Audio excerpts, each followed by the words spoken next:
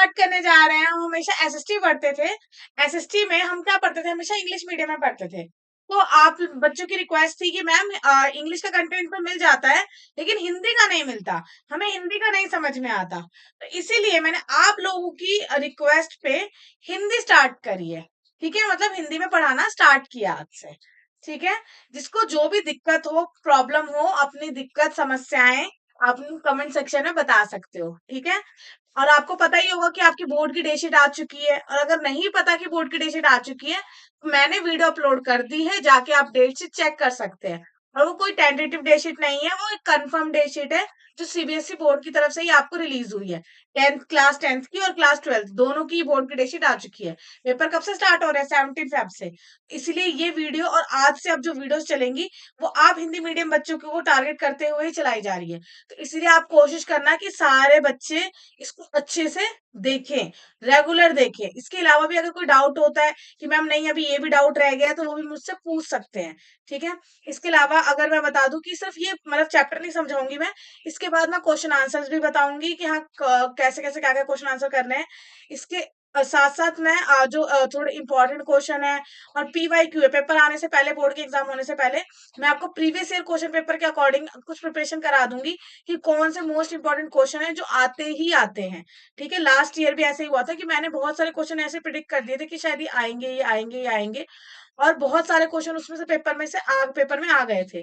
और अभी भी मैंने मिड टर्म का पेपर मैंने सैम्पल पेपर से करवाया था जो सीबीएसई बोर्ड ने ही दिया था। तो वो उस टाइम पर भी हमारा क्या हुआ था कि उसी में से बहुत सारे क्वेश्चंस आए थे।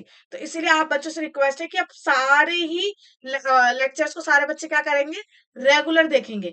ये नहीं कि हाँ छुट्टी कर ली, एक दिन देखा और एक दिन छुट्टी कर ली, तो ये चीज नहीं होनी चाहिए। समझ में आ गई सबको? हाँ, तो ये चीज आज से स्टार्ट हो रही है।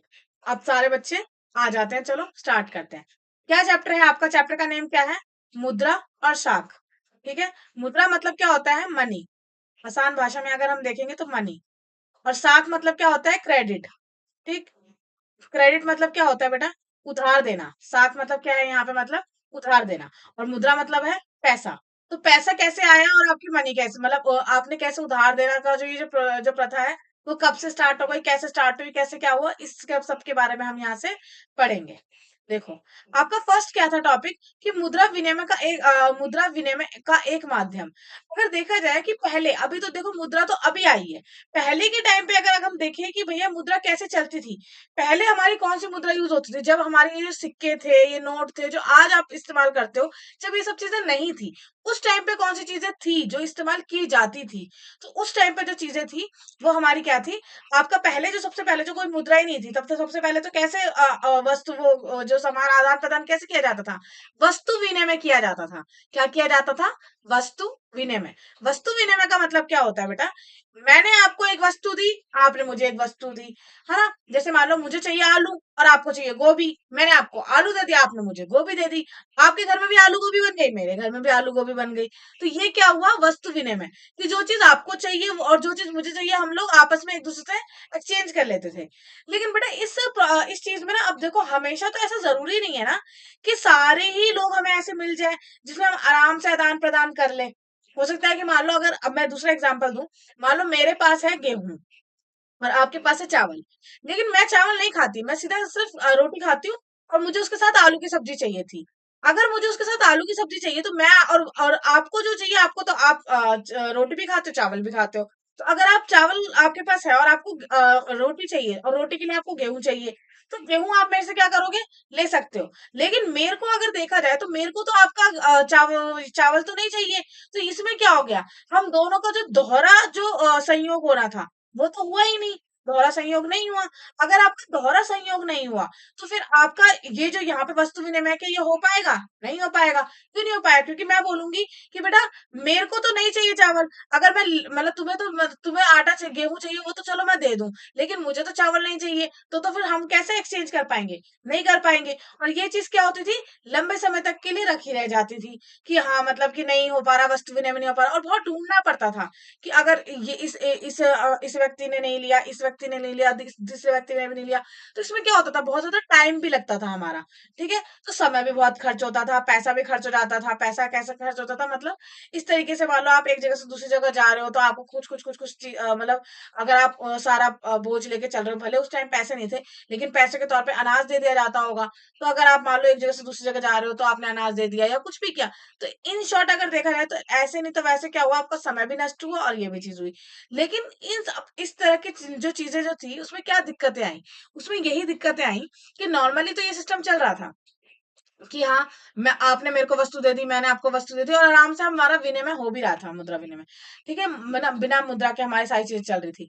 लेकिन हमारा यहाँ पे एक प्रॉब्लम आ गई थी, जो मैंने अभी बताया आपको, कि दोहरा संयोग नहीं हो पा रहा था। आवश्यकताओं का अगर दोहरा संयोग नहीं होगा, कि मुझे जो चाहिए और आपको जो चाहिए, अगर हम दोनों का मैच नहीं करेगा, तो हम दोनों आपस में करेंगे ही नहीं ट्रेड। और अगर हम दोनों आपस में अपना व्यापार करेंगे नहीं, तो वहीं पे ही हमारा ये जो वस्तु विनिमय है, वहां पे खराब हो गया। और उसके चक्कर में मुझे किसी और को ढूंढना पड़ेगा, आपको किसी और को ढूंढना पड़ेगा। अगर मान लो, चलो यहाँ तो गेहूं और चावल का एग्जाम्पल था। मान लो मेरे पास टमाटर होते और आपके पास गेहूं चावल ही होते, और टमाटर आपको चाहिए था और मुझे चावल चाहिए था, तब तो ठीक है। लेकिन अगर मेरे को क्या बोलते हैं, वही रोटी चाहिए, मतलब आटा चाहिए, और आपके पास तो चावल है, तो मैं तो आपको बदलूंगी नहीं, और मैं अपने टमाटर लेके जाऊंगी कि भैया मैं किसी और को दूंगी टमाटर। लेकिन बेटा, जब तक वो टमाटर मेरे पास पड़े रहेंगे, लेकिन एक लंबा समय होने पर क्या होगा, वो टमाटर तो खराब हो जाएंगे ना, तो मैं ज्यादा दिनों तक रख भी नहीं पाऊंगी। तो सोचो, उसमें उसके चक्कर में भी क्या होता था, ये चीजें खराब भी हो जाती थी। तो ये भी एक समस्या आने लग गई, कि एक तो दोहरा संयोग नहीं हुआ, दोहरा संयोग की वजह से, और ऊपर से जो खराब होने वाली जो चीजें, जो सूखा, जो ऐसा गीला सामान है या चीजें हैं, खेती वाली चीजें जो होती है, उसमें क्या होता है, ये खराब होने की चांसेस भी बहुत ज्यादा थे।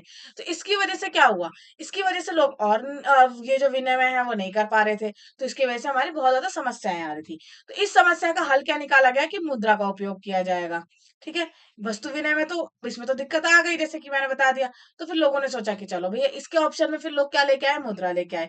अब शुरुआत में अगर देखा जाए तो कौन सी मुद्राएं यूज हुई थी, तो शुरुआत में जो था, वो हमारी कौड़ी स्टार्ट हुई थी।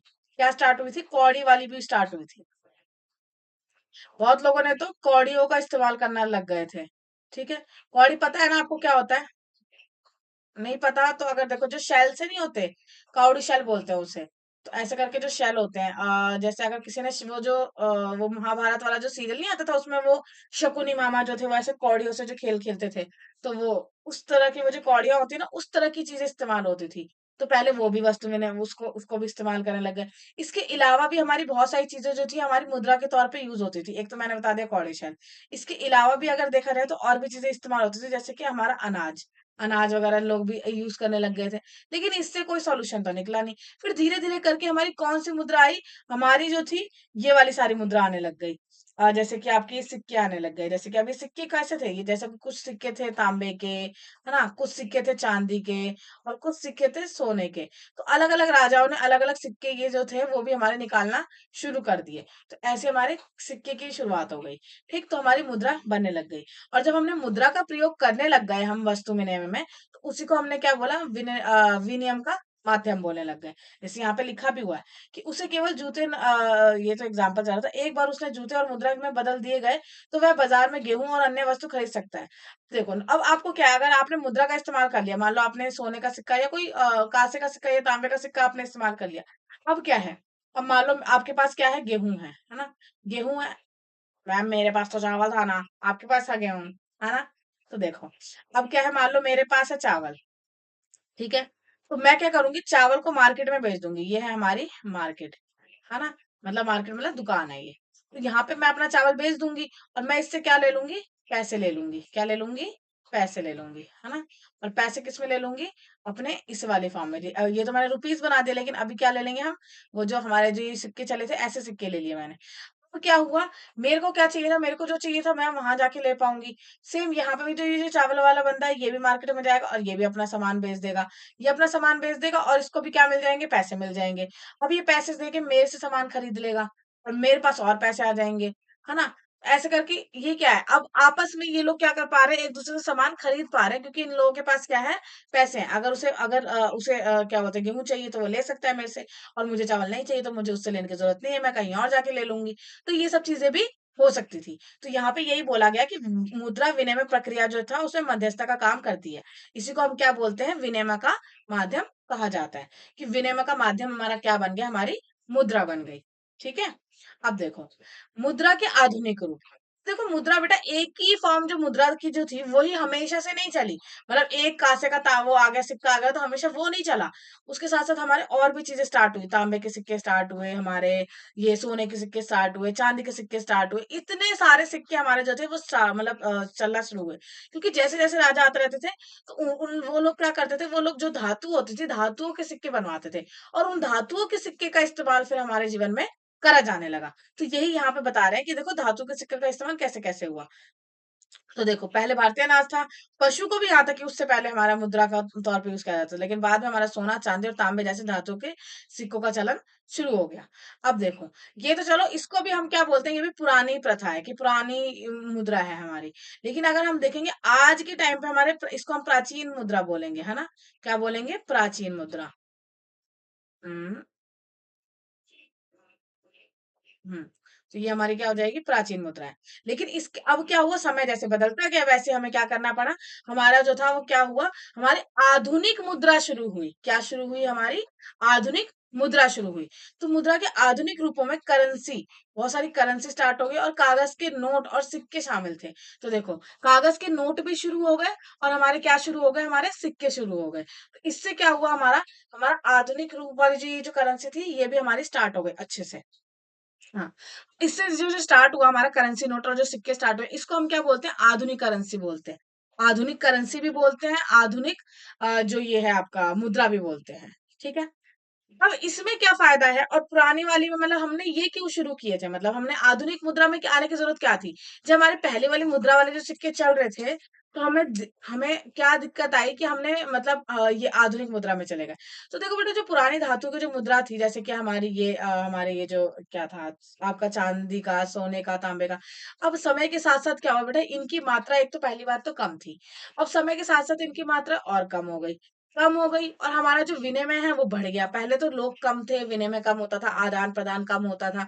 समय के साथ साथ लोग बढ़े और इनकी मात्राएं कम हो गई, और दूसरी बात, इनकी कीमत बढ़ गई। मात्रा तो कम हो गई लेकिन इनकी कीमत क्या हो गई, बढ़ गई। अब अगर आज की डेट में देखो तो इतना छोटा सा सिक्का जो है आपका सोने का, वो बहुत महंगा है ना। तो क्या है, अब इसकी कीमत इतनी बढ़ चुकी है कि अगर हम आज के समय में देखा जाए कि कोई सामान के लिए अगर कोई सिक्के दे, तो बेटा वो तो इतना महंगा हो गया है वो सिक्का। तो हम उसे जो दिन प्रतिदिन हम जो अपना लेन देन करते हैं, रोज का जो लेन देन होता है, रोजमर्रा की जो जिंदगी होती है, उसमें तो आप इन सिक्कों का इस्तेमाल कर ही नहीं पाओगे, क्योंकि सोने की वैल्यू तो बहुत ज्यादा हो गई है, उसकी कीमत तो बहुत ज्यादा हो गई है। इसीलिए हमें कुछ नए आधुनिक सिक्के, आधुनिक कागज वाले जो नोट है उसको लाने की जरूरत पड़ गई। ठीक है। तो यहाँ पे यही बात है। तो यहाँ पे यही लिखा है, जैसे कि सोना चांदी और तांबे के सिक्के थे, ऐसे हमने कागज और सिक्के भी स्टार्ट कर दिया ताकि हम रोजमर्रा की जिंदगी में अपने काम वगैरह आसानी से कर सके।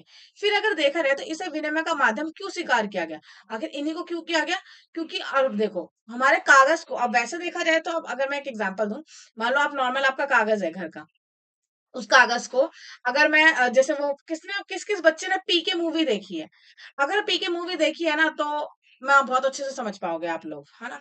देखो कागज का तो देखो, जिसपे गांधी जी हैं, क्या उन्हीं की उसी की वो नोट है क्या, उसमें वो एक सीन है ना जिसमें वो सोचते हैं वो जो आमिर खान होता है वो क्या सोचता है कि अरे वो जो नोट है ना, मतलब उसको नोट का तो पता नहीं होता, उसे ही पता होता है कि जब गांधी जी वाला जो चेहरा होता है ना, उसको दिखा के लोग सामान देते हैं।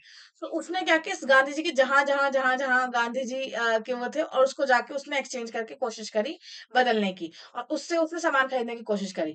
लेकिन उसने देखा कि नहीं, गांधी जी की जो फोटो है, जो सिर्फ एक ऐसे इस तरीके के जो कागज पे है, जो हमारे जिसको हम नोट बोलते हैं, उन्हीं की वैल्यू है, बाकी सब आप जो दिखाओगे उसकी वैल्यू नहीं है। तो इससे क्या हुआ, वही चीज मैं आपको बताना चाहती हूँ कि आज की डेट में भी अगर देखा जाए तो हमारे जो नोट है, अगर रद्दी में बेचो तो बेटा वो तो किलो के भाव बिकेंगे, उसका तो कोई वैल्यू ही नहीं होगी।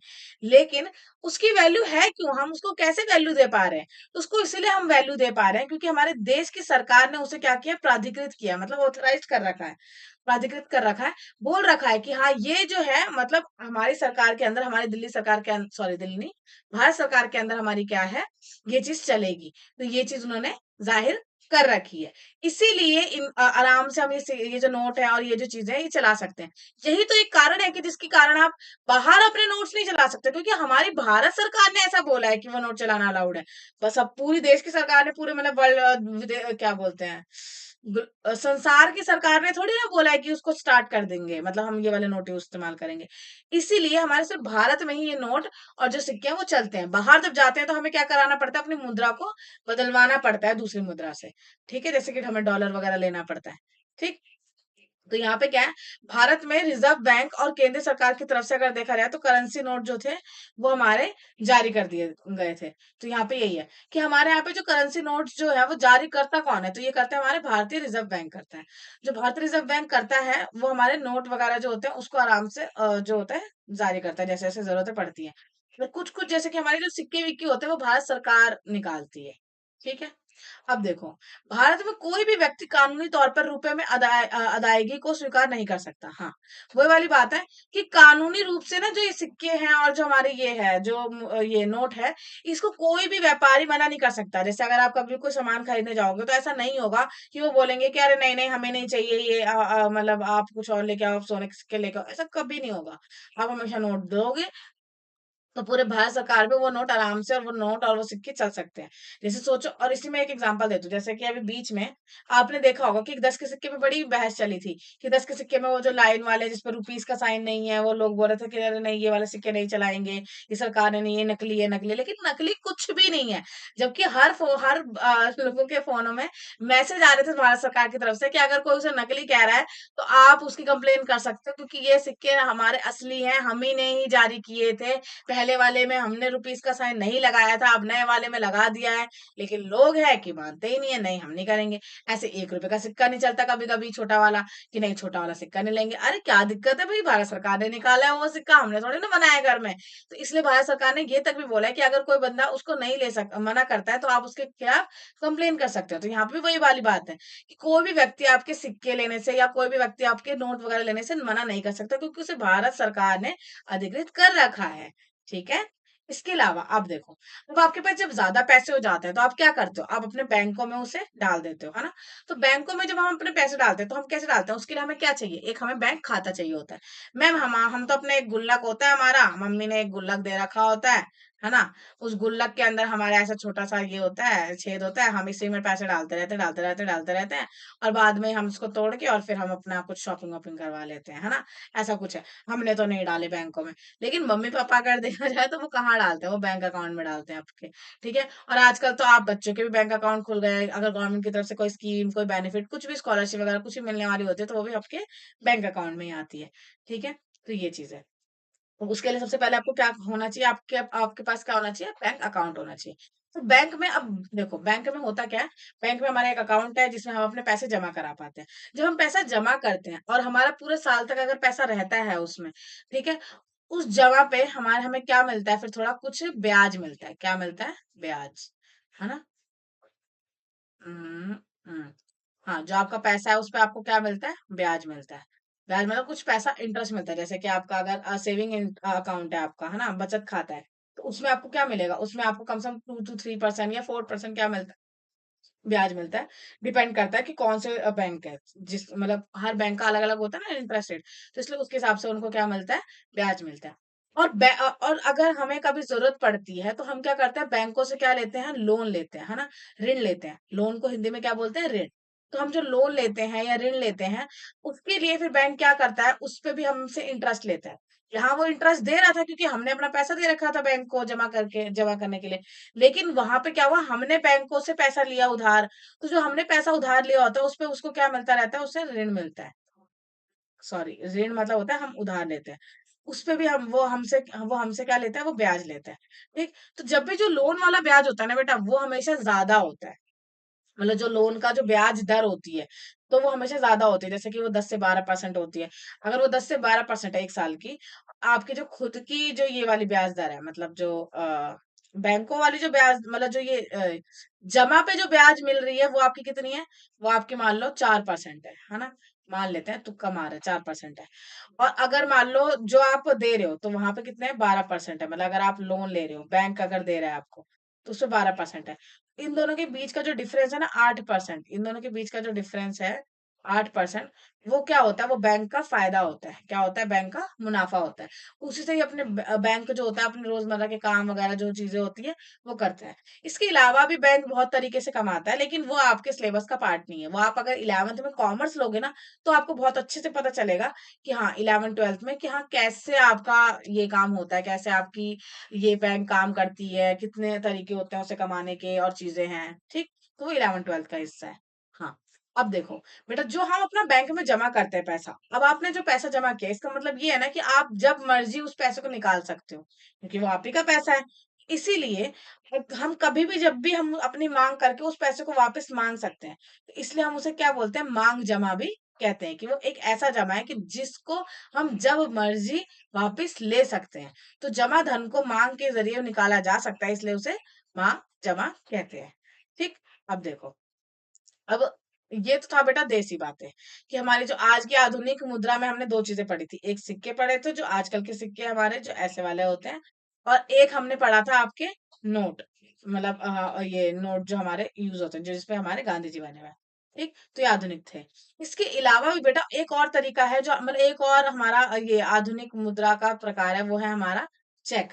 क्योंकि चेक भी क्या होता है, वो चेक एक ऐसा कागज का टुकड़ा होता है जो बैंक को किसी भी किसी व्यक्ति के खाते से चेक पर लिखे नाम के किसी दूसरे व्यक्ति को एक खास रकम का भुगतान करने का आदेश देता है। मतलब होता क्या है, जैसे मान लो अगर मुझे आपको 1,000 रुपए देने हैं, तो दो तरीके हैं, या तो मैं आपको जेब में से अपने दो 500 के नोट निकाल के दे दूं कि ये लो भैया 1,000 रुपए, और दूसरा तरीका क्या है, मान लो मेरे पास कैश नहीं है और मेरे पास मैं यूपीआई यूपीआई भी नहीं चला रही, क्योंकि आजकल तो आपको यूपीआई तो पता है कि मैम हाँ ऑनलाइन पेमेंट कर दी।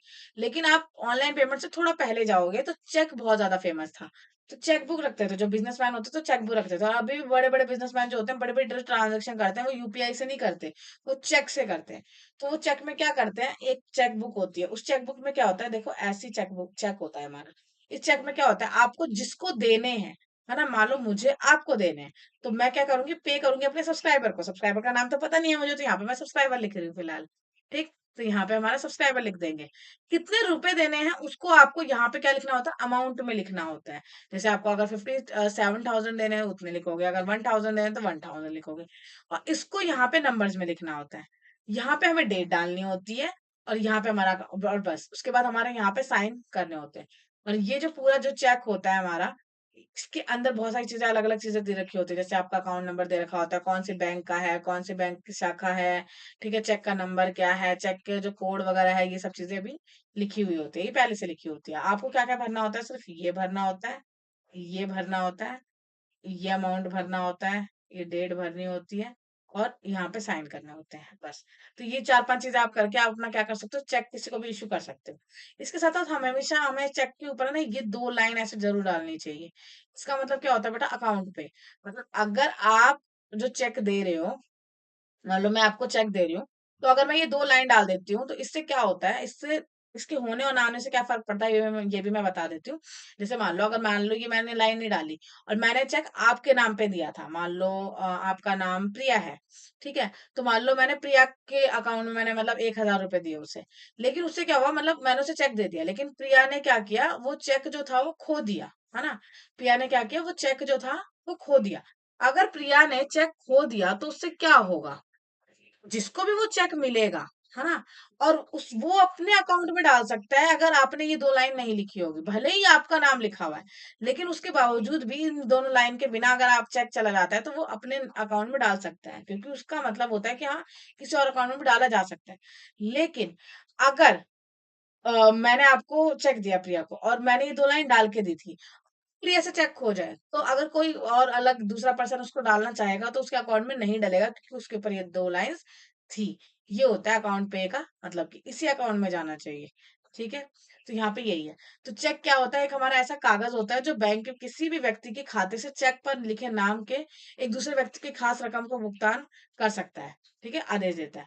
तो इसमें होता क्या है, मैं आपको दिया तो फिर आप अपने बैंक में डालते हो, तो आपके बैंक अकाउंट जो आपके बैंक वाले क्या करते हैं, वो मेरे बैंक वालों से मेरे अकाउंट में काट के आपके अकाउंट में देते हैं पैसा। ठीक है, तो ये चीज है। हम्म, अब देखो, ये हो गया आपका। हम्म, इस तरह हम देखते हैं कि मांग जमा की मुद्रा अनिवार्य लक्षण मिलते हैं। मांग जमा के बदले चेक की सुविधा करना संभव हो जाता है। चूंकि मांग जमा करेंसी के साथ साथ व्यापक स्तर पर भुगतान का माध्यम स्वीकार कर लेते हैं, इसलिए आधुनिक व्यवस्था में मुद्रा को समझा जाता है। हाँ, इसलिए इसको भी हम क्या बोलते हैं, आधुनिक तरीका ही बोलते हैं आपका। तो मुद्रा के आधुनिक रूप में हमारी करेंसी भी आती है, हमारा जो यूपीआई पेमेंट वगैरह है, ये सब चीजें भी हमारी एक आती है, जो आपके बैंक वगैरह में पैसा होता है, और एक आपका चेक भी होता है। ठीक। अब हमारा क्या है, बैंकों की ऋण संबंधी गतिविधियां। बैंक जो होता है वो ऋण कैसे देता है, ऋण मतलब क्या होता है, उधार। ठीक है, तो वो उधार कैसे देता है। हम्म तो यहाँ पे क्या था।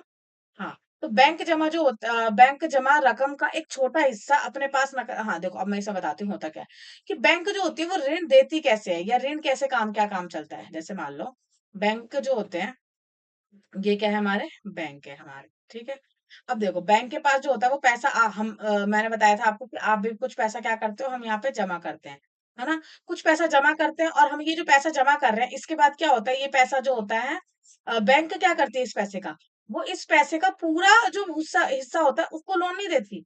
वो इस पैसे में से, मान लो मैं एक एग्जांपल दे रही हूँ, कि वो 80% जो होता है वो क्या देती है, वो ऋण दे देती है। जैसे अगर मैंने यहाँ पे 100 रुपए रखे थे, है ना, मैंने यहाँ पे कितने जमा किए थे, 100 रुपए, मान लो पूरे बैंक में जो जमा हुए थे वो पूरे 100 रुपए हुए थे। उसने क्या किया, उस 100 रुपए का वो 80%, मतलब 80 रुपए उसने क्या कर दिए, वो ऋण दे देती है। और जो यहाँ पे जो 16% होता है उसका, है ना, 16% का वो क्या करती है, वो अपने पास रख रही है। 16% को क्या करती है, वो अपने पास रखती है। क्योंकि मान लो, अगर कोई व्यक्ति उसके पास वापस जाता है लेने के लिए पैसा, मतलब अब मान लो मांग जमा है उसके पास, तो जो भी पैसा जमा है वो कैसा है, वो मांग जमा है। तो वो अगर कभी भी जाएगा पैसा लेने के लिए, तो उसको पैसा वो मिल जाना चाहिए। इसलिए हम इसे क्या बोलते हैं, मांग जमा बोलते हैं। तो इसीलिए 16% उसको रखना पड़ेगा, उसे नहीं पता बैंक को कि कब कौन लेने आ जाए। 4% जो होता है वो हमारी आरबीआई के पास रखती है। ठीक है, आरबीआई मतलब reserve bank of India. Reserve bank of India के पास वो रखती है, भारतीय रिजर्व बैंक। क्यों रखती है रिजर्व बैंक के पास, जैसे कि आपके घर में आप कितना भी अच्छा कमाते हो या कुछ भी हो, मम्मी हमेशा क्या करती है, थोड़ा इमरजेंसी पैसा रखते हैं। जितना भी आप बोलो कि नहीं मम्मी इतना मत रखो, ये क्या जरूरत है, ये वो, लेकिन मम्मी हमेशा इमरजेंसी पैसा कुछ रखती है, कि एकदम से कभी जरूरत पड़ जाए तो। इसीलिए हमारे बैंकों का भी 4% जो होता है वो आरबीआई के पास हमेशा जमा होता है, कि अगर कभी भी बैंकों में कोई दिक्कत आती है तो आरबीआई उसे दे सकती है। ठीक। अब वो 80% का क्या करती है, 80% को वो वापस धीरे धीरे करके, वापस, वो मतलब यहाँ पे 80% को वो क्या करती है, धीरे धीरे करके ऋण देती रहती है। क्या देती रहती है, ऋण देती रहती है। तो यहाँ पे यही है कि बैंक जमा रकम का एक छोटा हिस्सा वो अपने पास नकद के रूप में रखती है, जो कि मैंने बता दिया है वो 4%, मैंने एग्जाम्पल लिया है, यहाँ पे उन्होंने 5% बोला था। ठीक है, बैंक जमा राशि के एक बड़े भाग को ऋण देने के लिए इस्तेमाल करते हैं, कि वो एक बड़ा भाग, जैसे कि हमारा 80%। ठीक। अब इससे होता क्या है, कर्जदार के लिए ब्याज और जमाकर्ताओं के लिए, ये तो मैंने आपको बता ही दिया, कि जो इसका यहाँ पे जो मैंने अभी एग्जांपल दिया था, 4% और 8%, ये रहा, कि 4% आपको, जो आपने बचत खाता था आपका, उस पे आपने जमा करा, उसका पैसा था। और जो 12% था वो आपको ऋण पे, जो आपने किसी व्यक्ति से लिया, ये वो वाला पैसा था। तो 12 में से 4 गए 8, तो 8 मैंने बताया था कि 8 जो होती है वो क्या होती है, वो बैंक की आय होती है। ठीक है, बैंक की आय होती है, क्या होती है, वो बैंकों की आय होती है। ठीक। अब देखो, अब है हमारे साख की दो विभिन्न स्थितियां। तो ये आपको बता दिया इसने। अब देखो, जमा करता वही होता है जो जमा करते हैं। जो लोग धन निकालते हैं और ब्याज पाते हैं, है ना, इनको क्या बोलते हैं, हम जमा करता। और कर्जदार कौन होता है, जो ऋण लेते हैं, कि हम कर्जदार हैं, हमें भैया हमने तो कर्ज ले रखा है, और हमें करना क्या होता है, इनको इन लोगों को ऋण लौटते हैं, लौटाते हैं। ये लोग क्या करते हैं, ऋण ले रखा है इन्होंने, तो ऋण को क्या करेंगे, लौटाएंगे, उधार को लौटाएंगे, और उसमें ब्याज देते हैं। तो यही क्या होता है, बैंकों की आय होती है। ठीक है। अब देखो, साख की दो विभिन्न स्थितियां, कि साख जो होती है, साख मतलब क्या बताया था मैंने आपका, यही क्रेडिट। क्रेडिट मतलब भी क्या होता है, बेसिकली उधार ही होता है। ठीक है, तो यहाँ पे क्या बता रहा था, कि भाई रोजमर्रा की गतिविधि में भी अगर देखा जाए तो ऐसे बहुत से लेन देन होते हैं जहाँ किसी ना किसी रूप में ऋण का प्रयोग होता है ना। आपकी डेली वे में भी होता होगा, जैसे कि मान लो आप क्लास 10th के ही बच्चे हो, तो कभी आपने अपने फ्रेंड से ले लिया, "अरे यार मेरा आज पैटीज खाने का बहुत मन कर रहा है, मुझे 10 रुपए दे देना यार, मैं तेको दे दूंगी, मैं कैंटीन से खा लेती हूँ, कल लाके दे दूंगी, पक्का दे दूंगी मैं, नहीं तो शाम को, अरे बहन प्लीज मुझे 10 रुपए दे देना, मुझे मोमोज खाने हैं।" या बहन आपसे बोलते भैया प्लीज 10 रुपए दे दो ना, है ना। तो ऐसे के क्या होता है, हम हमेशा एक दूसरे से क्या लेते रहते हैं, ऋण तो लेते ही रहते हैं। तो यही है। तो हमारी रोजमर्रा की गतिविधियों में ऐसे बहुत से लेन देन होते रहते हैं जहाँ किसी ना किसी रूप में ऋण का प्रयोग तो होता ही है। अब ऋण का मतलब क्या होता है? ऋण उधार होता है जिससे हमारा तात्पर्य होता है कि एक सहमति से है, जहाँ साहूकार कर्जदार को धन, वस्तु या जो सेवा होता है उसे मुहैया कराता है और बदले में भविष्य में कर्जदार से भुगतान करने का वादा लेता है। ठीक है? तो कभी-कभी वो धन देता है ना? अब उधार में ज़रूरी थोड़ी है कि आप ये क्या बोलते हैं पैसा ही उधार दो। कभी-कभी जैसे नॉर्मली अभी आपकी क्लास में आप क्या होता है पेन उधार ले लेते हो, है ना? ड्राइंग फाइल उधार ले लेते हो, फ़ोन उधार ले लेते हो 1-2 दिन के लिए। नहीं, नहीं लेते, आधा घंटे के लिए। ठीक है? तो वैसे तो धन, वस्तु और सेवाएँ बहुत सारी चीज़ें हम उधार ले सकते हैं। उसके बदले में क्या होता है कर्ज़दार को भुगतान करना पड़ता है। देखो यहाँ पे क्या है, यहाँ पे बेटा 2 एग्ज़ाम्पल है। एक है त्योहारों का मौसम करके, एक है स्वप्ना की समस्या। मैं आपको बता देती हूँ स्टोरी में था क्या। इसमें था एक सलीम करके व्यक्ति था, उसने मतलब जो जूते की दुकान पे वो काम करता था। उसने क्या किया था यहाँ पे क्या मतलब जूते की दुकान थी मतलब बेसिकली उसकी। अब उसने यहाँ पे क्या किया, यहाँ पे उसने एक लोन लिया था। लोन लिया मतलब एक ऋण लिया। ऋण लिया और उस साख को जो लिया उसने, उसने उसे समय के साथ मतलब उसने लिया भी, उसपे उसने मुनाफ़ा भी कमाया और वो जो उसने जो उधार लिया था, उसे फिर वो वापस कर भी पाया और उससे उसको प्रॉफ़िट भी हुआ। तो ये किसने काम किया? ये था सलीम का काम। अब जो स्वप्ना थी, स्वप्ना के साथ क्या हुआ? इसके पास बेटा 3 एकड़ जो थी वो ज़मीन थी, उसपे वो मूँगफली उगाती थी। उसने क्या किया, उसने फसल तैयार करने के लिए वो एक साहूकार से क्या किया था, एक ऋण ले लिया था। इसने भी ऋण लिया, लेकिन अब ऋण लेके इसने जो बीज-वीज, सामान-वामान जो लाना था वो लेके आई और उसने पूरा काम भी किया। लेकिन हुआ क्या, इसकी वो जो फसल जो थी वो क्या हो गई, खराब हो गई। फसल खराब होने की वज़ह से क्या हुआ कि इसकी जो ये जो थी जो उधार उसने लिया था, वो उधार वापस नहीं कर पाई। अब अगर उधार वो वापस ही नहीं कर पाई, तो उधार वापस ना करने की वजह से क्या हुआ, अब उसको दोबारा अगले से देखो, एक तो ना उधार वापस कर पाई, दूसरी बात ये ना उसको मुनाफ़ा हुआ। जब उसे मुनाफ़ा भी नहीं हुआ, उधार भी नहीं वापस किया। अब उसको एक और ऋण लेना पड़ा एक दूसरे व्यक्ति से, जिससे उसने दूसरे साल की फसल उगाई। इससे क्या हुआ, उसको कोई फ़ायदा भी नहीं हुआ, उल्टा उसको और ऋण लेना पड़ा, ताकि वो अगले साल भी फसल उगा सके। तो अगर देखा जाए तो ये किसमें फँस गई, ये हमारे ऋण जाल जो होता है, उसमें फँस गई। कि और उसको जो पुराना वाला उधार था, उसको अदा करने के लिए उसने उसको फिर क्या करना पड़ा, या जो उधार था उसका इतना ज़्यादा मुनाफ़ा तो हुआ नहीं, तो उसने क्या किया अपना जो खेत था, उसका जो कुछ भाग था, है ना? मतलब ऐसा करके कुछ भाग जो था, उसको उसको बेचना पड़ा। बेचने के बाद जो था, वो जो अपना ऋण था उसको अदा कर पाई। तो ये था। अब देखो यहाँ पे तो ऋण ने जो था उसकी बहुत ज़्यादा फ़ायदा कर दिया हमारे सलीम का। लेकिन अगर स्वप्ना की स्टोरी देखा जाए, तो वहाँ पे इतना फ़ायदा नहीं हुआ हमारा ये इसका ऋण लेने का। तो ये दोनों में अंतर था। तो वही है, इसी प्रकार अगर देखा जाए तो ऋण एक महत्वपूर्ण और सकारात्मक भूमिका भी निभा सकता है और कभी-कभी वो नकारात्मक भूमिका भी निभा सकता है। अब देखो, ग्रामीण क्षेत्रों में साख की मुख्य जैसे आपके घर में जैसे ये सकारात्मक और नकारात्मक मतलब वही है, सकारात्मक मतलब पॉजिटिव, नकारात्मक मतलब नेगेटिव। अब देखो ये मैं आपको थोड़ा बता भी देती हूँ। जैसे अच्छे से एग्जांपल देके कि मैम उधार से फायदा नुकसान कैसे दोनों हो रहा है। जैसे मान लो फ़ोन है, फ़ोन से देखो दोनों चीज़ हो सकती है। फ़ोन से आप बिगड़ भी सकते हो कि पूरा दिन फ़ोन चलाओ और पढ़ो ना, है ना? जैसे मम्मी के लिए मम्मी बोलती है कि पूरा दिन ये लड़का, ये लड़की फ़ोन चलाती रहती है, पढ़ना नहीं है इस लड़की को बिल्कुल भी।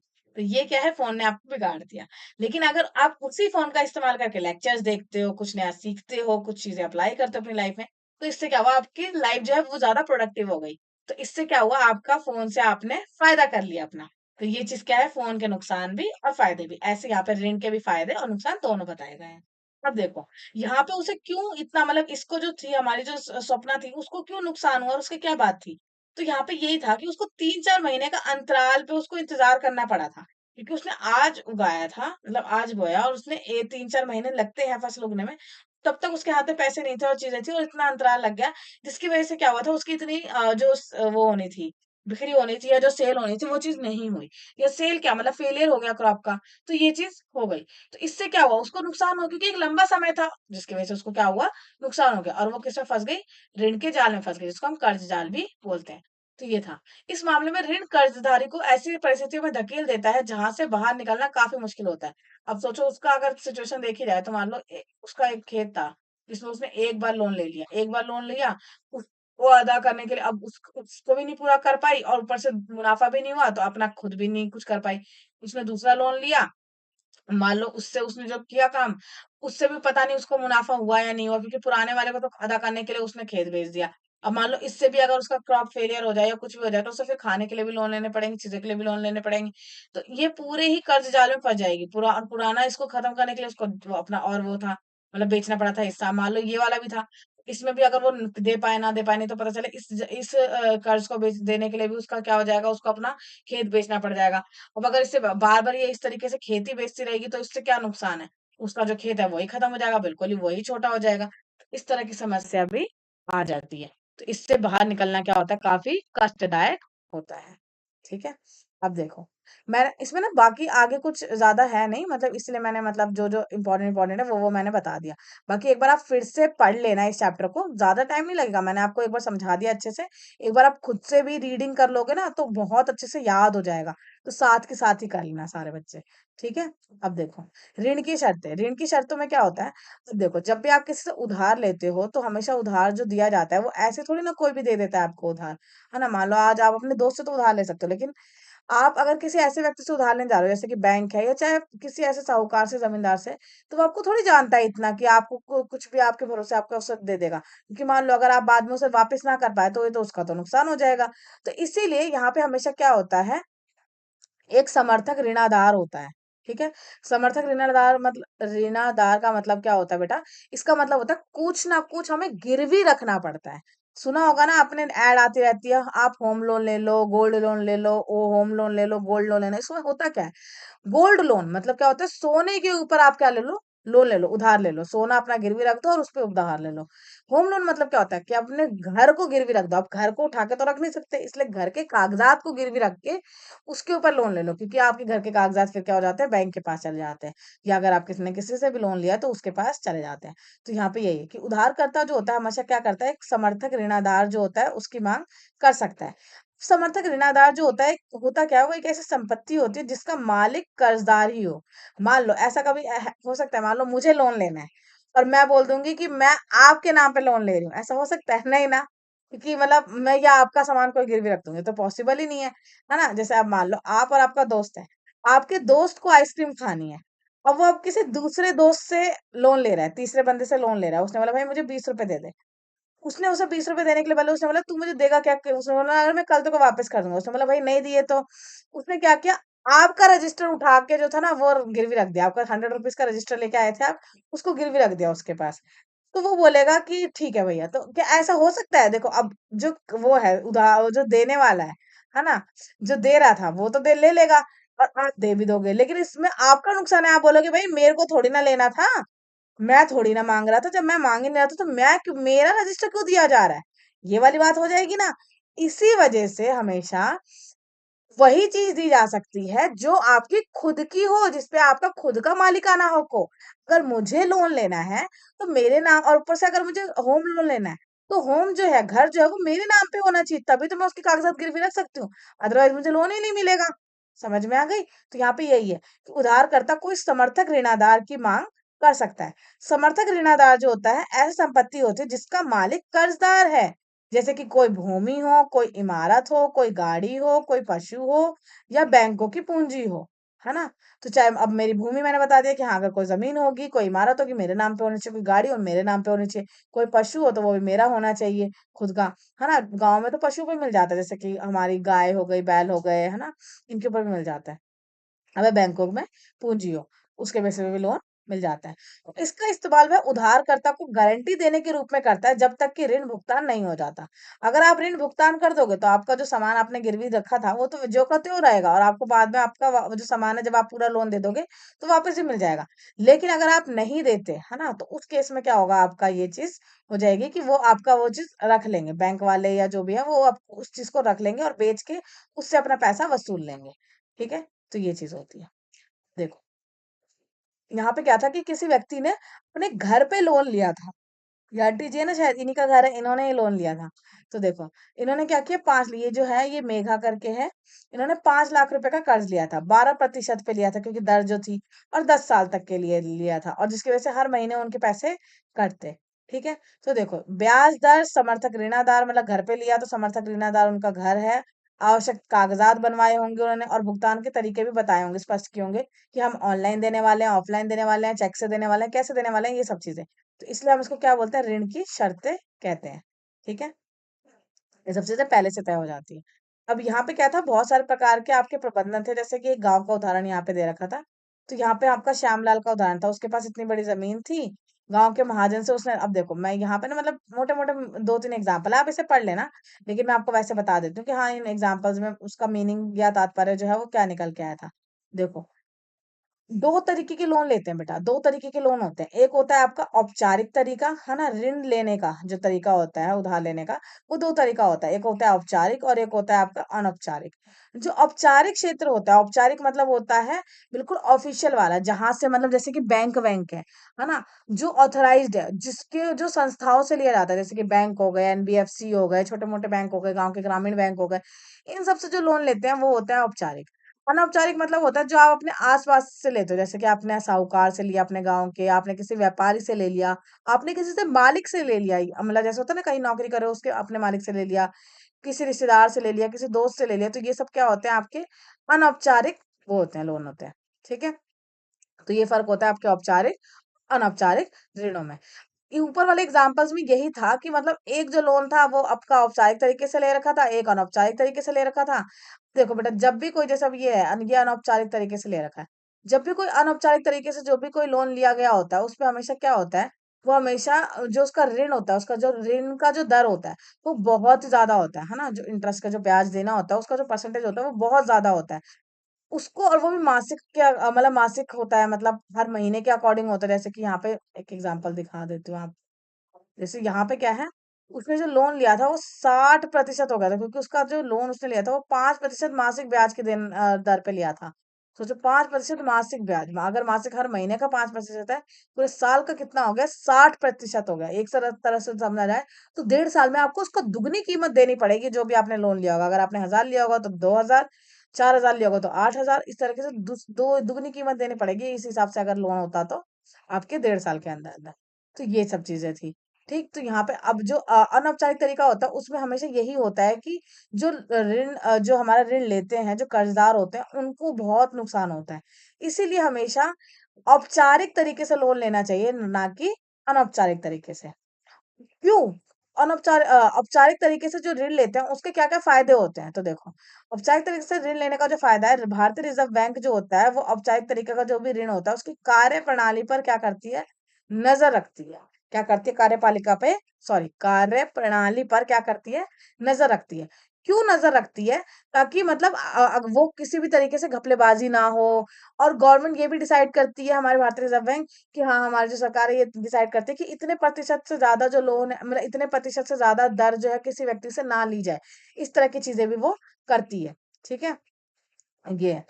और अभी मैंने ऊपर बताया था ना कि हाँ वो कुछ प्रतिशत अपने पास रखते हैं, उसको हम क्या बोलते हैं, न्यूनतम न्यूनतम नकद हिस्सा। हाँ, जैसे ने बताया था कि बैंक में अपनी जमा का न्यूनतम नगद हिस्सा अपने पास रखते हैं। जैसे मैंने आपको अभी बताया था ना ऊपर एग्जाम्पल, कि आपने मैंने 100 रुपए दिए थे बैंक में, है ना, मैंने 100 रुपए जो दिए थे बैंक में, है ना, इस 100 रुपए में जो था, आपका 80% तो लोन दिया था, है ना, इसके अलावा जो था वो 16% बैंक ने जो था अपने पास रखा था, तो उसको हम बोलते हैं न्यूनतम नगद हिस्सा। ठीक है, तो ये चीज है।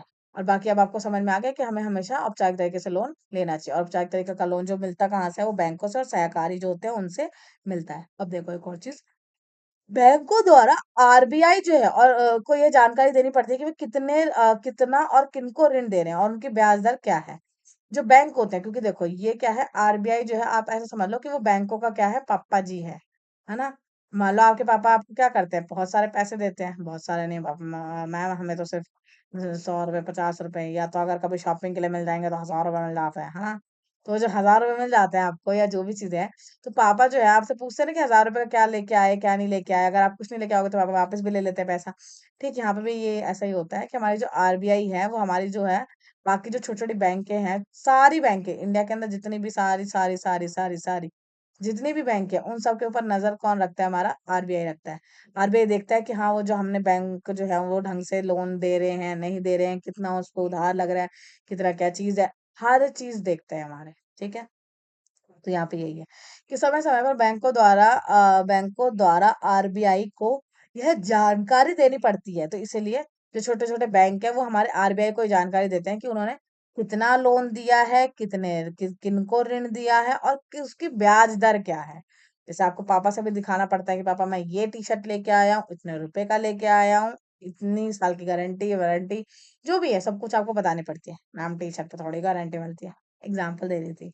ठीक है, तो वो सब चीजें आपको पापा को सारी शर्तें बतानी पड़ती है, ऐसे बैंकों को भी सारी चीजें अपनी क्या है, अपनी आरबीआई को बतानी पड़ती है। ठीक। अनौपचारिक क्षेत्र से जब भी कोई पैसा लेता है तो वो कोई संस्थान नहीं होती, जो हमारी औपचारिक जो होती है वो तो एक संस्थान होती है जिससे हम पैसे लेते हैं, लेकिन ये कोई संस्था नहीं होती है।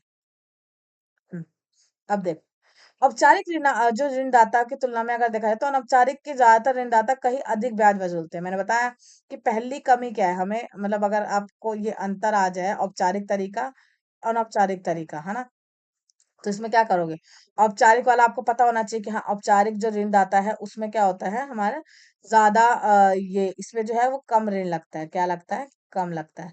और जो अनौपचारिक पे जो होता है उसमें ब्याज दर जो होती है वो क्या होती है, वो ज्यादा होती है, क्या होती है, ज्यादा होती है।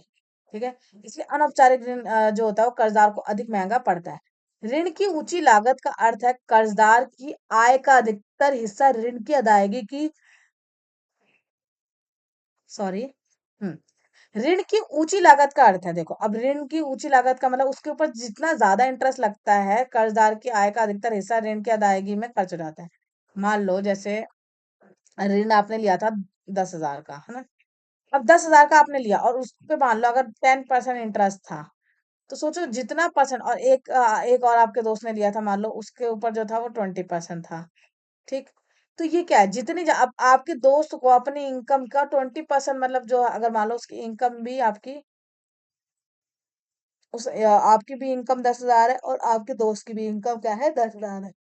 लेकिन आपकी जो 10,000 की इनकम है वो तो आपके पास थे, वो तो आपके रोजमर्रा के काम में थे, लेकिन आपको अचानक से कोई काम आ गया था, आपने 10,000 का लोन ले लिया, उसके ऊपर तो आप 10% दे रहे थे, तो 10% मतलब आपको 1,000 रुपए दे रहे थे। वही आपका दोस्त जो था वो भी 10,000 कमा रहा है, वो 20,000 दे रहा है उस लोन पे, वो सॉरी, उसने भी 10,000 उधार लिए थे। और उसने क्या किया, उसने जो जो ये जो था, ये जो ये 20% था, उसको हर महीने जो उसका लोन वोन का और जो उसका इंटरेस्ट इंटरेस्ट देना पड़ रहा है, वो आपको उसको 2,000 देना पड़ रहा है, या जो भी उसको लागत वापस करनी पड़ती है वो 2,000 देनी पड़, मतलब 200 रुपए उसके ऊपर क्या लग रही है, इंटरेस्ट लग रही है ना, 20% मतलब 200 रुपए इंटरेस्ट लग रहा है ना। और उसको टोटल भी अगर देख लिया जाएगा तो इतना इसको इंटरेस्ट लग रहा है, ये चीजें हैं। इसमें क्या है, इसको ज्यादा लागत पे करनी पड़ रही है रेदर देन आपके कंपेयर में। तो इसमें क्या है, अगर जितनी ज्यादा लागत पे करा करा जाएगा उतनी ही मुश्किल होगी, उतनी ही हमारी जो होता है आय का हिस्सा, सोचो 10,000 ही कमा रहे थे और 10,000 में से अगर आप 1,000 या 2,000 दे दोगे उसकी जो भी आपकी किस्त होगी उसको कटवाने में, तो बाकी जो पैसे बचे होते हैं उसमें आपके खाना खर्चा और बाकी सब चीजें मैनेज करना बहुत क्या हो जाता है, मुश्किल हो जाता है। और जो कर्ज कभी कभी तो इतना हो जाता है कि इतना ऋण ले लिया होता है कि हमें वापस देना ही उसमें मुश्किल पड़ जाता है, कि हमें वापस लोन लेके देना पड़ जाता है। जैसे अभी हमने वो सपना का एग्जांपल देखा था ना कि उसको लोन लेके देना पड़ा या अपना सामान बेचने के देना पड़ा, तो क्या हुआ, इससे अल्टीमेटली उसका बहुत ज्यादा क्या हो जाता है, नुकसान हो जाता है और अपना खेत ही बेचना पड़ रहा है धीरे धीरे करके उसको। तो ये वाली चीज है। तो ये क्या होता है, कभी कभी हम इस तरह के ऋण जाल में फंस जाते हैं। ठीक है। अब देखो, अब देखो नॉर्मली यहाँ पे बोला है कि हम जो जो ऋण लेते हैं तो ऋण ऋण लेने का हम कहाँ से हम ले सकते हैं, बैंकों से ले सकते हैं और सहकारी समिति से ले सकते हैं। जो ज्यादा कर्ज देना चाहिए, जिस मतलब यहाँ पे ये है कि बैंकों को और सहकारियों को ज्यादा से ज्यादा लोगों को कर्ज देना चाहिए अगर वो लोन लेना चाहते हैं। कर्ज के फायदे भी हैं, कुछ फायदे क्या है कि बंदा अपने फसल उगा सकता है, अपना कोई कारोबार शुरू कर सकता है, कोई छोटा उद्योग शुरू कर सकता है, कोई नया उद्योग शुरू कर सकता है। और यहाँ तक कि अगर उसकी जो सारी चीजें सब बिल्कुल सही हो, अगर सस्ता और अनुकूल कर्ज ले लिया जाए, तो इससे देश का विकास भी होता है, क्योंकि सोचो जो व्यक्ति आपको ये सारे काम करेगा, फसल उगाएगा, छोटे उद्योग करेगा, कारोबार लगाएगा, इससे क्या होगा, देश को और उस व्यक्ति को क्या होगा, बहुत ज्यादा फायदा होगा। ठीक है, क्योंकि ये सारे जो काम करेगा तो भाई डेवलपमेंट होगा, डेवलपमेंट होगा, अगर देश में विकास हो रहा है, इतने सारे काम हो रहे हैं, तो हमारी जो है उससे हमारा जो अल्टीमेट बेनिफिट है, जो पूरा बेनिफिट है वो उनको होगा, उसका फायदा होगा। अब देखो, औपचारिक और अनौपचारिक सार किसे क्या मिलता है, तो यहाँ पे देखो, यहाँ पे ना एक एग्जाम्पल दिया, इसमें क्या बोला है, शहरी क्षेत्र के जो निर्धन परिवार है उसका जो 54% जो है वो अनौपचारिक स्रोत से है। तो ये आपका डाटा दे रखा है ना, मतलब यहाँ पे ये दे रखा है डाटा वाटा, जो आप अपने क्वेश्चन में या मतलब आंसर शीट में लिख सकते हो कि हाँ शहरी, हाँ, और बेटा हाँ ये बात भी ध्यान रखना, देखो बहुत सारे बच्चे ना पुरानी बुक्स यूज करते हैं, पुरानी बुक यूज करने में कोई दिक्कत नहीं, आप बिल्कुल यूज कर सकते हो। लेकिन जो उसके ऊपर जो डाटा है ना, जैसे मैंने अभी 54, 17, 83 दिया, ये हो सकता है आपकी बुक में पुरानी बुक है तो इसलिए डाटा जो है वो पुराना हो।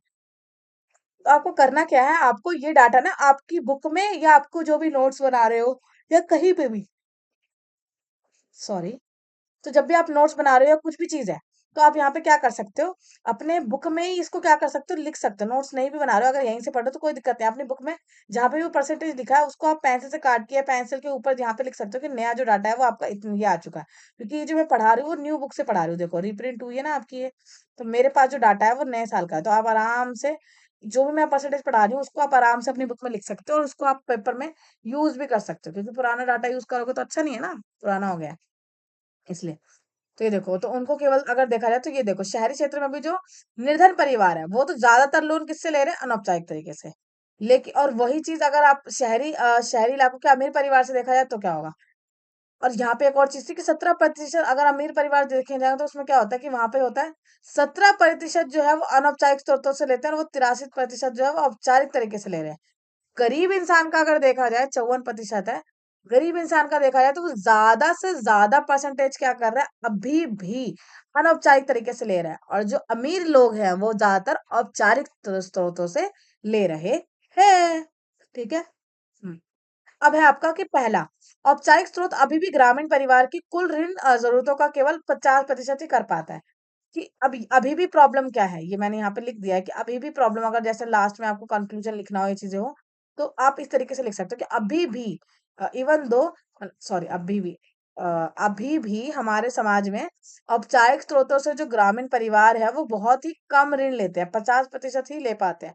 बाकी वो जो लेते हैं वो हमारा अनौपचारिक तरीके से लेते हैं, जिसकी वजह से वो कर्ज जाल में फंस जाते हैं। ठीक, ये देखो गरीब परिवार जो है वो आपका, ये देखो, 54% ले रहा है वो आपका अनौपचारिक तरीके से, और 40% ले रहा है औपचारिक तरीके से। कम संपत्ति वाले परिवार, जो कम संपत्ति है जिनकी, वो क्या कर रहे हैं, औपचारिक तरीके से ज्यादा ले रहे हैं, और औपचारिक तरीके से थोड़ा कम ले रहे हैं, लेकिन फिर भी ये 38% है। समृद्ध परिवार है, जो बहुत अच्छा खासा जिनके पास पैसा है, तो वो क्या कर रहे हैं, वो 73% जो है वो औपचारिक तरीके से ले रहे हैं, 27% वो अनौपचारिक तरीके से ले रहे हैं। लेकिन जो अमीर परिवार है ना, टाटा मान जैसे, तो वो सिर्फ 17% ही है जो दोस्तों से लेते हैं और चीजों से लेते हैं, बाकी तो वो सारे औपचारिक तरीके से ले रहे हैं। ठीक है, ये तो आय बढ़ाने का काम कम ही कर पाता है, इसलिए देखो अब यहाँ पे क्या चल रहा था। तो यहाँ पे इसी चीज की चल रही है कि आय बढ़ाने का काम कम ही कर पाते हैं। बैंक और सहकारी जो समिति होते हैं, अपनी गतिविधियों को विशेषकर ग्रामीण इलाकों में बढ़ाने की जरूरत है, ताकि कर्जदार जो है अनौपचारिक स्रोत पर क्या करे, अपना निर्भरता को घटा सके। दूसरा, यदि एक तरफ औपचारिक स्रोतों को ऋणों का विस्तार होना चाहिए, तो दूसरी ओर यह भी जरूरी है कि एक ऋण सभी लोगों को प्राप्त हो सके। ठीक है।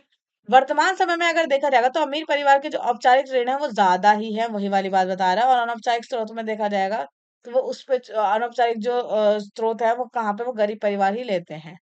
ठीक है। अब है आपका कि निर्धनों के स्वयं सहायता समूह। हाँ, देखो बेटा, जो निर्धन लोग होते हैं ना, वो ना बहुत सारे, देखो वो किसी के अंडर काम कर रहे होते हैं, है ना। मान लो जैसे कि अगर किसी के पास पैसा नहीं है तो वो क्या करता है, हमेशा दूसरों के यहाँ नौकरी करता है। एक तरीका और होता है कि वो लोग अपना खुद का भी कोई छोटा मोटा काम शुरू कर लेते हैं, है ना। जैसे कि मान लो आपने देखा होगा, आपके आसपास, घर के आसपास कोई मोमोज वाला है, कोई टिक्की वाला है, कोई बर्गर वाला है, तो ये क्या है, ये तो अकेले वो कर रहा है। बस वो भी उसका खुद का ही काम कर रहा है, लेकिन वो अकेले कर रहा है। लेकिन ऐसे कुछ कुछ जो वैसे बड़े काम होते हैं, छोटे बड़े बड़े उद्योग होते हैं, बहुत बड़े उद्योग नहीं, लेकिन छोटे उद्योग, थोड़े से बड़े काम, जैसे कि मान लो अब आपका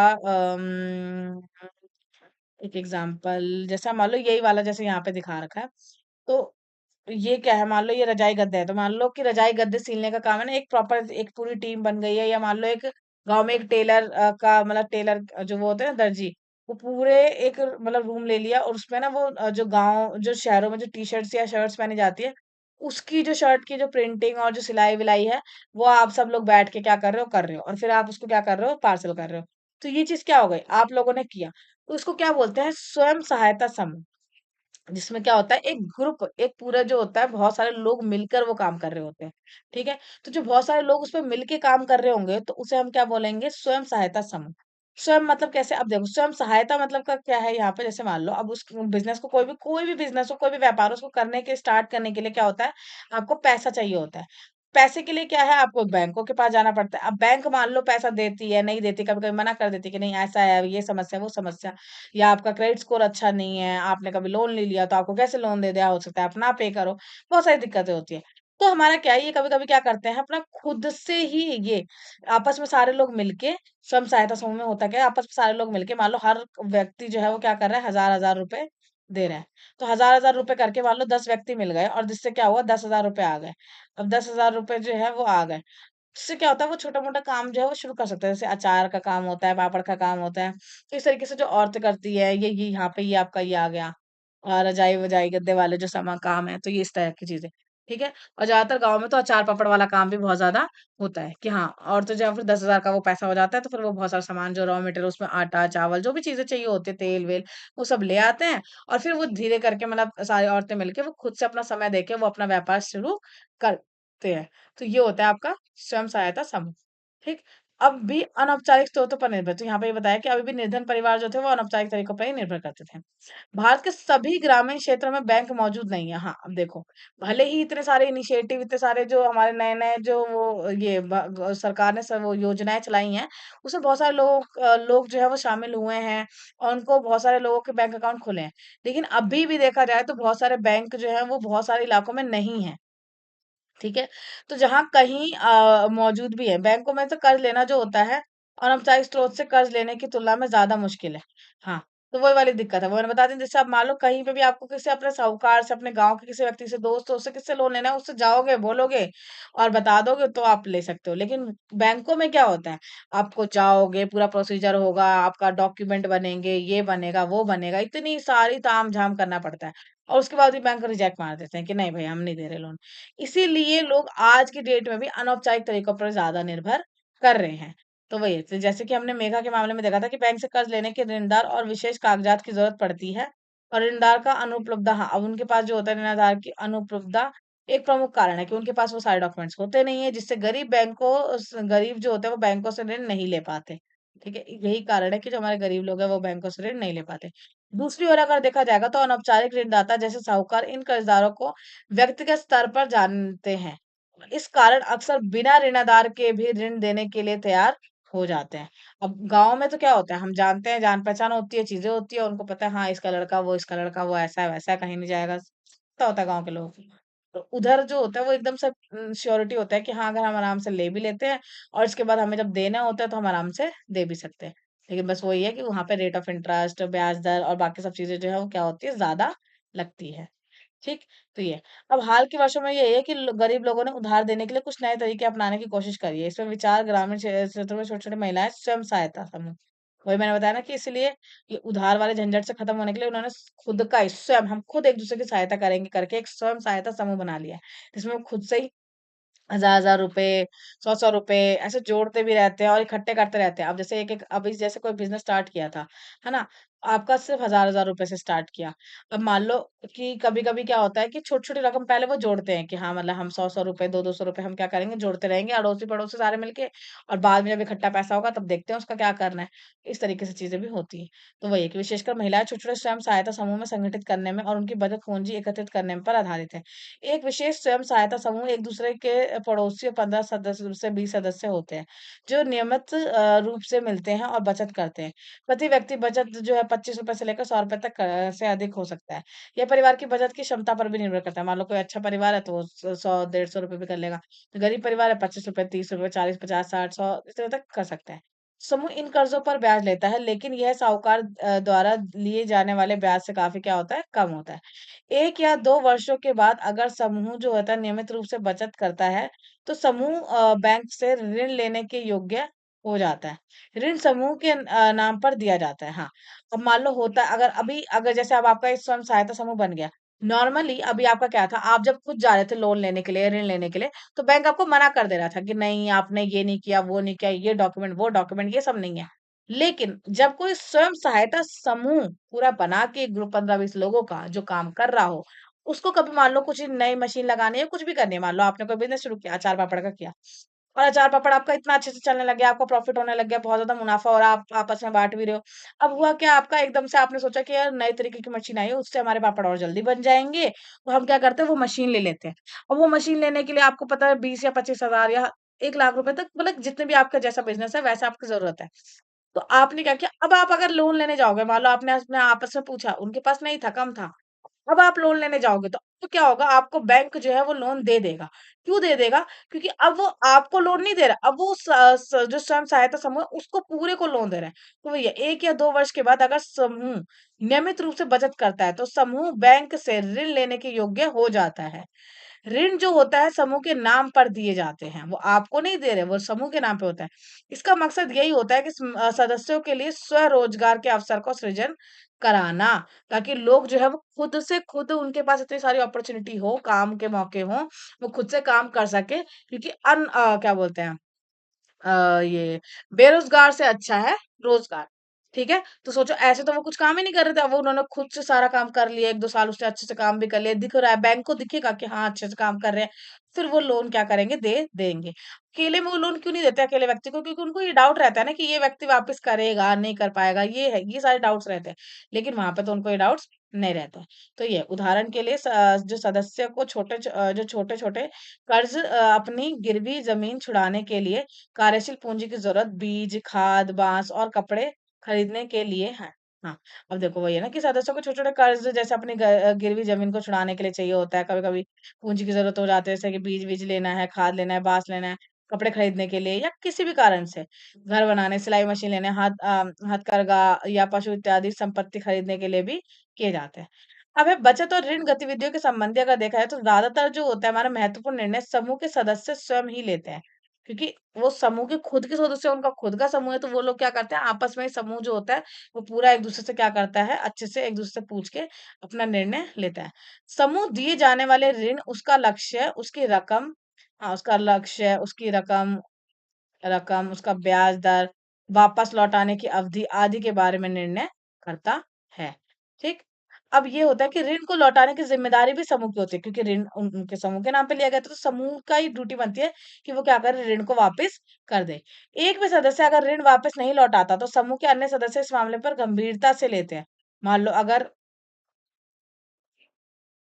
मान लो अगर ये जो सारे समूह आपके ये थे, समूह थे, तो ये बैंकों से भी ले सकते हैं अगर इनको कभी बैंक से ज़रूरत पड़ जाए, और कभी-कभी क्या होता है ये ना आपस में भी ले पाते हैं। मान लो यहाँ पे आपके 5, अरे! ये 5 सदस्य हैं मान लो, है ना? वैसे तो 10 से 15 होते हैं, 15 से 20 भी होते हैं, कुछ-कुछ बड़े भी होते हैं, 25-30 भी होते हैं, तो ऐसा। बैंकों से भी लोन ले सकते थे अगर आपके जो जो छोटा-सा आपने बिज़नेस शुरू किया था, अगर आप इस पूरे व्यापार को, अगर आपको पैसे चाहिए तो बैंक भी दे देता है। लेकिन अगर कभी-कभी क्या होता है आपस में भी, और ये जो होते हैं इनको भी अगर लोन चाहिए होता है, मान लो इस व्यक्ति को लोन चाहिए था, है ना? इसको अपने घर में कुछ शादी थी या कुछ भी काम था, उसे अपने घर में एकदम से पैसे की ज़रूरत है, तो वो क्या करता है अपने समूह से भी लोन ले लेता है। मान लो बिज़नेस बहुत अच्छा प्रॉफ़िट कर रहा है, मुनाफ़ा कमा रहा है, तो वो क्या करता है कभी-कभी इनसे भी लोन ले लेता है। इसकी भी ड्यूटी बनती है कि अपने ग्रुप को वापस देना, ठीक है? और अगर मान लो कि जो भी इनका बँटवारा होता है कि हाँ, ऐसे मतलब हमने बैंक से लोन लिया है या कुछ भी है और वो वापस करना है पैसा, और अगर एक भी व्यक्ति ने मना कर दिया कि भई हम नहीं दे पा रहे, क्योंकि कभी-कभी होता है ना ग्रुप में ऐसे लोग होते हैं कि अरे हम नहीं दे रहे पैसे, तो वो वाली बात। अगर कभी कोई ऐसा बोल देता है या करता है, कोशिश करता है, देखो, एक होता है कि उसके ऊपर सच्ची में समस्या आ गई, कुछ हो गया, तो बाकी लोग समझते हैं। लेकिन एक होता है कि नहीं, हम जानबूझ के, हमारे पास पैसे हैं लेकिन हम देना नहीं चाहते। तो उसको बाकी सदस्य क्या करते हैं, बहुत गंभीरता से लेते हैं। तो इसी कारण बैंक निर्धन महिलाओं को ऋण देने के लिए तैयार हो जाता है जब वे अपने स्वयं सहायता समूह से संगठित कर लेती है, या फिर उनके पास कोई ऋणाधार नहीं होता। हाँ, और यहाँ पे फिर वो ऋणाधार भी नहीं मांगते, समर्थक ऋणाधार हमने बोला था ना कि कोई ना कोई सामान गिरवी रखना पड़ता था, तो यहाँ पे वो गिरवी रखने की भी जरूरत नहीं होती है।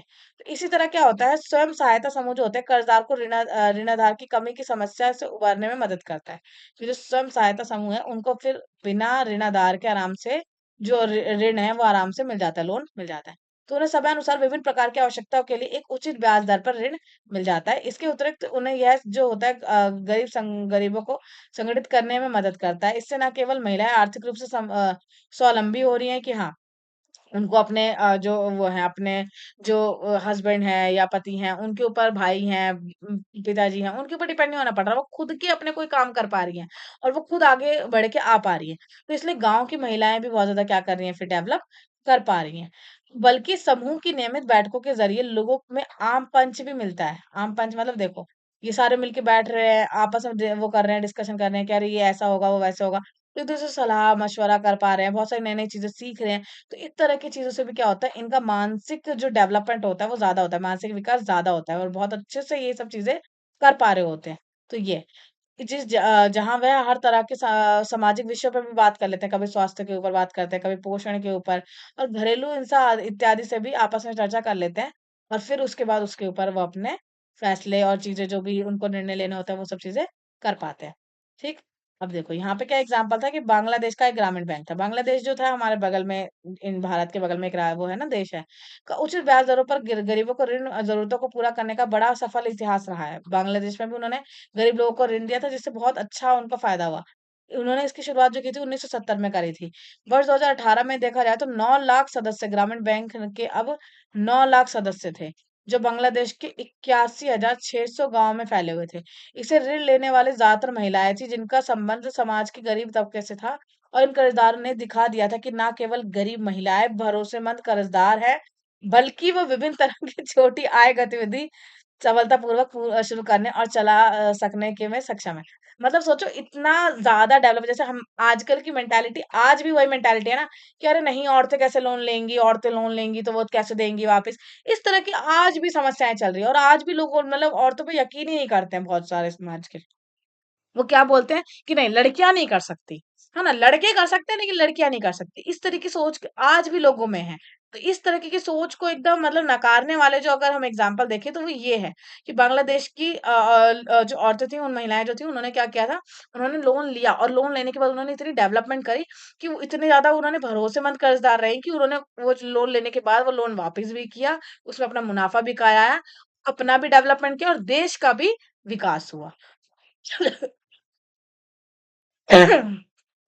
तो ये क्या हुआ, ये फायदा हुआ यहाँ पे। ठीक है। अब ये सारांश है इस पूरे चैप्टर का कि इस अध्याय में हमने ये पढ़ा कि मुद्रा के आधुनिक रूप क्या थे, पढ़ा था ना हमने। इसके बाद फिर हमने जमाकर्ता के बारे में पढ़ा, फिर हमने ये पढ़ा कि कर्जदार कौन होता है, फिर हमने ऋण की क्या जरूरत होती है वो पढ़ा, फिर उसके फायदे भी बताए और उसके नुकसान भी देखे। फिर हमने कुछ ऐसी परिस्थितियां देखी कि जहाँ पे कर्जदार की स्थिति कैसे बदल जाती है, अच्छी होती है, बुरी होती है। फिर हमने दोनों स्रोत भी पढ़े कि औपचारिक और अनौपचारिक तरीके से कैसे लोन लिया जा सकता है, ऋण लिया जा सकता है। फिर हमने ये भी देखा कि अमीर परिवार में औपचारिक स्रोत में, अमीर परिवार जो होते हैं वो औपचारिक स्रोतों से ज्यादा ऋण लेते हैं, गरीब परिवार हमारे अनौपचारिक तरीके से ज्यादा लोन लेते हैं, क्योंकि अनौपचारिक तरीका जो होता है वो काफी आसान होता है लोन लेने के लिए गरीबों के लिए, क्योंकि उनके पास डॉक्यूमेंट्स नहीं होते, उनके पास जो डॉक्यूमेंट्स का अभाव होता है। ठीक है। इसीलिए और उनको वो भले महंगे पड़ रहे होते हैं तब भी वो ले लेते हैं, लेकिन क्योंकि उनको जरूरत होती है। लेकिन जो अमीर होते हैं वो आराम से औपचारिक तरीके से, क्योंकि उनके पास सारे डॉक्यूमेंट्स वगैरह सब कुछ होता है, वो आराम से बैंकों से लोन लेते हैं, तो वो औपचारिक तरीके से ज्यादा लोन लेते थे। उसके बाद हमने पढ़ा कि हाँ ये जो लोन की समस्या, हर किसी को लोन नहीं मिल रहा था और ऋण आधार भी चाहिए होता था, है ना, कुछ ना कुछ जमा गिरवी रखने के लिए। इसीलिए जो हमारे ये जो ये थे, जो हमारी जो गाँव की जो औरतें थी, इन्होंने अपना स्वयं सहायता समूह बना के फिर खुद से ही उन्होंने अपना बिज़नेस शुरू किया, जिसकी वज़ह से उनको वो खुद भी इतनी अच्छी हालत में हो गए और बहुत अच्छे से उन्होंने डेवलपमेंट किया, ताकि वो दूसरों के ऊपर निर्भर ना हो पाए और यहाँ तक कि उसकी वज़ह से बैंकों ने भी उनको लोन देना शुरू कर दिया। तो ये था आपका पूरा चैप्टर। ठीक है। इसके क्वेश्चन आंसर्स जो हैं वो एक बार आप आंसर लिखने की कोशिश करना है इसकी कि कैसे क्या लिख सकते हो। ठीक है। और अगर कोई समस्या आती है या कुछ भी प्रॉब्लम होती है तो आप कमेंट सेक्शन में पूछ सकते हो कि मैम इस क्वेश्चन का आंसर नहीं आ रहा, कैसे क्या होगा, तो मैं आपको बता दूंगी। ठीक है। ये है। बाकी क्वेश्चन आंसर वाली जो वो है आपकी क्या बोलते हैं वीडियो जो है वो भी आपकी जल्दी आएगी। ठीक है। इस वीडियो को देखने के बाद सारे बच्चों को करना क्या है पता है ना? नहीं मैम हम तो नए बच्चे हैं, हमें कैसे पता होगा ना, तो आप मेरे नए बच्चे हो तो मैं आपको बता देती हूँ। इस वीडियो को देखने के बाद आपको दो काम करने हैं, बहुत नहीं बहुत सारे काम करने हैं। देखो लाइक करना है सबसे पहले तो अभी कर दो, शेयर करना है, सब्सक्राइब करना है चैनल को। ठीक है। इसके अलावा भी अगर मैं बताऊं तो घर पे एक बार इस बुक का जो ये चैप्टर है उसको एक बार फिर से रीड करना। इसके बाद में अगर कोई प्रॉब्लम आती है तो आप कमेंट सेक्शन में आके पूछ सकते हो कि मैम इसका मतलब क्या होता है, मैं समझा दूंगी। ठीक है। मैं डाउट क्लास भी ले लूंगी अगर आपको बहुत ज्यादा डाउट्स आते हैं तो, अगर आप लोग कमेंट करोगे तो। ठीक है। ये आप ही लोग के लिए इनिशिएटिव स्टार्ट किया गया है, अगर आप लोग सपोर्ट करोगे, है ना बेटा, अगर आप लोग सपोर्ट करोगे तो मुझे भी अच्छा लगेगा, है ना। मैंने आपके लिए इतनी मेहनत करके मैं इतनी वीडियो बना रही हूँ, ये चीजें कर रही हूँ, तो अपना टाइम निकाल के कर रही हूँ ना, इसीलिए बेटा आपसे क्या मांग रही हूँ मैं, सिर्फ सब्सक्राइब, लाइक और शेयर। ठीक है। तो ये चीज है। ठीक।